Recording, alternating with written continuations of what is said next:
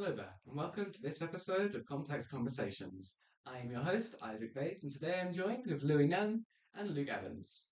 We will be discussing the history of the Mandelbrot set, who discovered it, and how it was popularised. To begin, who was Mandelbrot?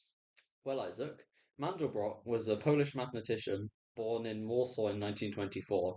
During World War II, he emigrated to France, where he got his degree in maths.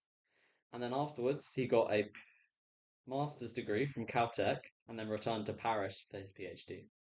Afterwards, he worked at the IBM Thomas Watson Research Center, where he often had disagreements with his colleagues and was not very well liked due to being a self proclaimed black sheep.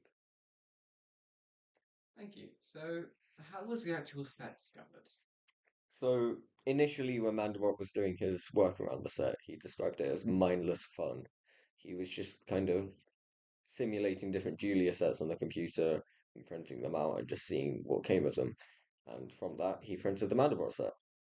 Initially, when he did that, a cleaner saw it and thought it was an ink stain, so they binned it. So it took him a bit of time, but after that, he was able to print it again, and that's how the iconic shape was found. And after a bit of time with computing power getting better over the years, the actual shape and details of the Mandelbrot set have been refined. So, after the almost ink incident, what happened afterwards? Well, afterwards, Mandelbrot, wrote some speeches, he wrote papers and books about his set, explaining what it was, showing pictures of it, and also explaining what it's used for. Which, altogether, with that and his work, he's now widely regarded as the father of fractals. And it's had a big impact to culture. For example, the book Chaos by James Gleick is about the Mandelbrot set. So, was it just Mandelbrot researching it? So there was two other researchers that were looking into the Mandelbrot set, but they published their work slightly after Mandelbrot.